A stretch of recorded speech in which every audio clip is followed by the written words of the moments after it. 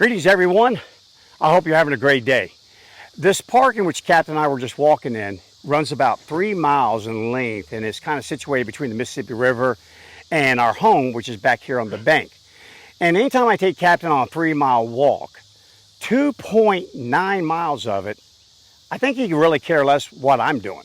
He's more interested in peeing on a tree or sticking his nose in some hole and investigating what might be down in that hole. But I kid you not, as soon as we get right here to this very spot, things change. Now he could care less about the darn tree that he's just peeing on. He cares less about what's in that darn hole. He looks at me and starts becoming extremely excited because he thinks I'm going to throw a ball. Now, why would he think that? Because this is where I throw the ball. He's right. And why do I throw the ball here? Well, partly a selfish reason. Not every day do I just want to go for a 3-mile walk with Captain on this park.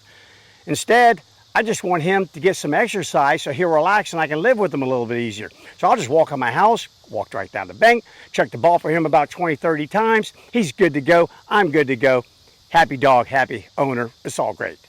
But the same thing also occurs when we go to work. It's about a 25-minute drive from here to work. And I kid you not, about 23 minutes of the drive, you wouldn't even know I have a dog in my vehicle. It's only when we get really close that he pops his head up and he starts whining and carrying on. And a lot of you know what I'm talking about if you take your dog to a fun place like a dog park or daycare. The dog starts getting really, really excited the closer you get to the proximity of those locations. And the same thing happens in reverse when I come home. He just lays down. You wouldn't even know I had a dog in my vehicle until about a mile away from the house, and then all of a sudden the head pops up. He starts whining. Why? Because there's food at the house, and he's usually hungry. And then lastly, the cabinet in which I keep this darn ball, I keep other things there. It's not just a single-purpose ball-holding cabinet. No, but I tell you what, every single time I go to that cabinet to get anything out of the cabinet, doesn't matter. There's Captain, like he's looking at me right now down here off the screen, off the frame. He's staring at me, hoping that when I open that cabinet, boom, a ball will pop out.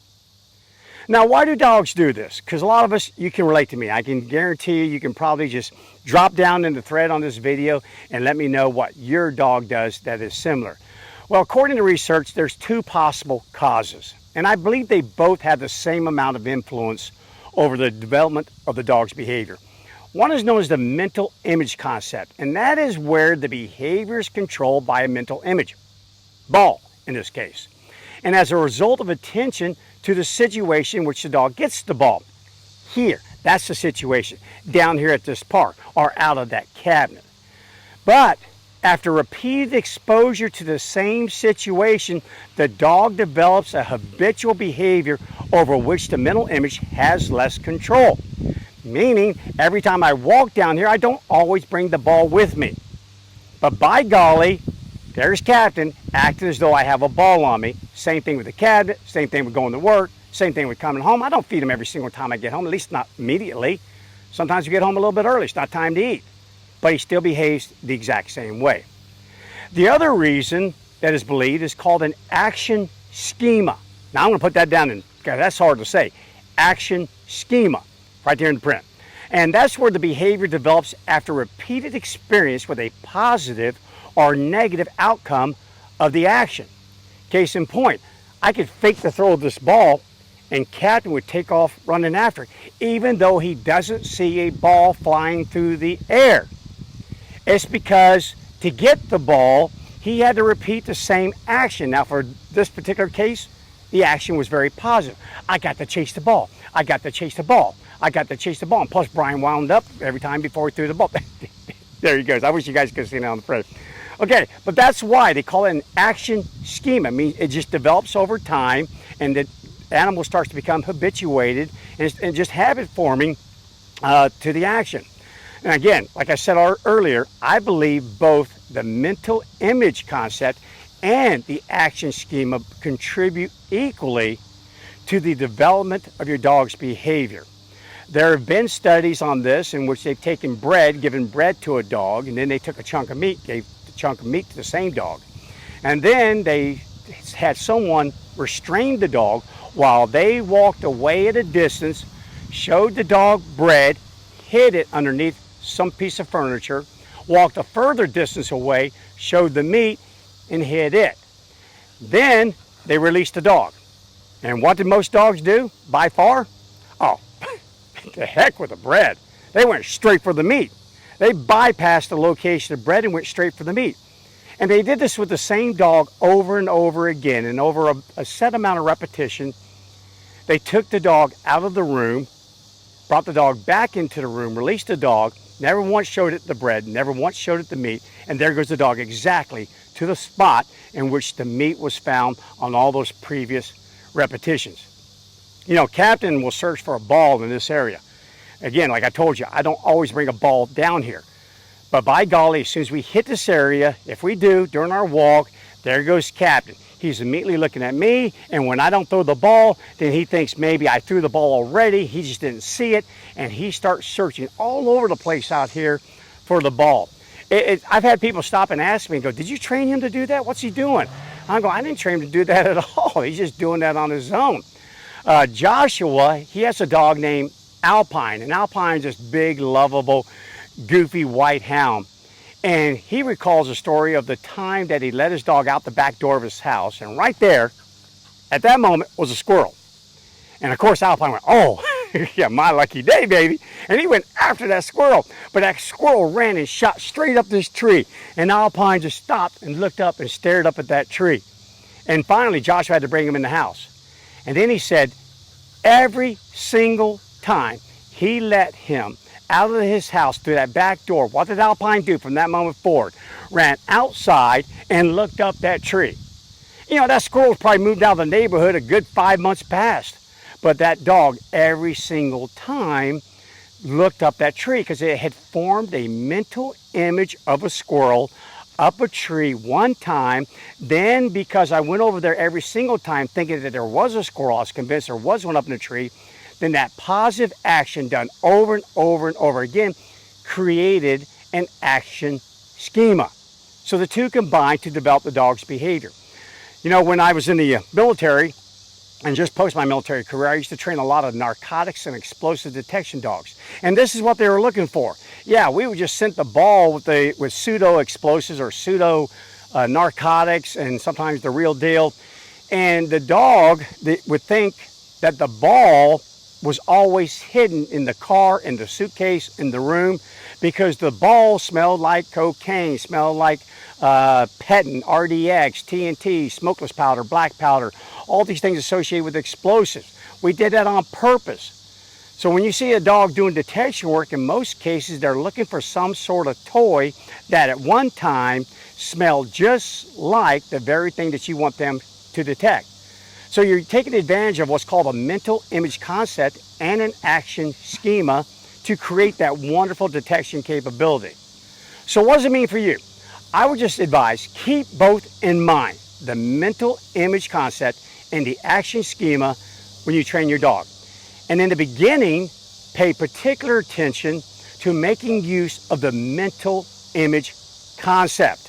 Again, if I had to give more weight to one versus the other, if someone pinned me down to it right now, I'm going to go with the mental image concept. Because I've used it for years, and I'm sure you have as well. Just some examples is, for example, if I want to call Captain right now, I can take this very ball right here and just do this. So I'll back up some. Captain, come. And he's right there, right there, right there. Come, right there on that spot. Come, right there on that spot. Bingo. You can also do the same thing for heel by having the ball by your side. A lot of people will stick it up underneath their armpit, or they'll dangle it from a necklace. And again, the dog is looking at the ball. You can do it with fetch, of course. You throw the ball, the dog goes and gets the ball and brings it back to you. Tracking. Many times in tracking, people will lay an item at the end of the track, and the dog follows the chemical message being left by the track layer until it gets to the end of the track and finds the ball. So again, you're taking advantage of that mental image concept. But over time, if you start off using a ball in that mental image concept, I would recommend that you fade the use of the object, because remember, over time, the object has less meaning to the dog because the behavior sets in. So case in point, if you use the ball to help call your dog and center your dog dead smack in the middle of your body, or to achieve a proper heel position, and so on and so forth, just start to fade it. Maybe start to hide the ball a little bit. Maybe stick it in your pocket and pull it out. And then it even becomes a variable reinforcement. Just fade the object away as the behavior starts to set in and allow the action schema to take over. And next thing you know, you have a dog healing as though you always have a ball on your body. You have a dog coming as though you always have a ball right here in front of you. You always have a dog wanting to do a track because it thinks maybe there's a ball at the end of the track. There's a reward. Again, take the toy away, take that food away, as proven by all of this research that's been done over the years, and you will have a dog doing behaviors for you because it's become a habit. And the object itself, well, I'm just kind of habitualized to it. And now you have this wonderful behavior in which the dog can't help itself. I swear, when I take Cam for a walk in this park, he can't help himself but behave this way in this area. And so in the same way, I use the ball to help train Captain to do many behaviors. And now I don't have to have a ball to get him to do the same behavior. For example, I can take this ball right now, put it in some bait pouch, hide it on my body somewhere, he can't see it. Stay. Put him over there. Captain, come. Bingo. Free. Good boy. I'll give you the ball in a second. Okay, guys, so you can get these behaviors occurring by making use of, again, the mental image concept. Allow it to evolve and fade into what's known as an action schema. And by golly, you'll have an incredible dog who almost can't make a mistake. And who wouldn't want that? All right, guys, enjoy the rest of your day and get out there and get busy. Grab your ball, grab your toy, grab food, whatever it takes. Park it in your dog's head, make them form a mental image over it, present it again and again when they do the behavior correctly, and bingo, fade it out over time, and you're good to go. Enjoy the rest of your day. Hey guys, if you like my videos, do me a favor, hit the like button, subscribe, and share with a friend. And even if you don't like my videos, do it anyway. That shows your appreciation for the fact that I bothered to hump it out here and give you something beautiful to look at while I was shooting them. Enjoy.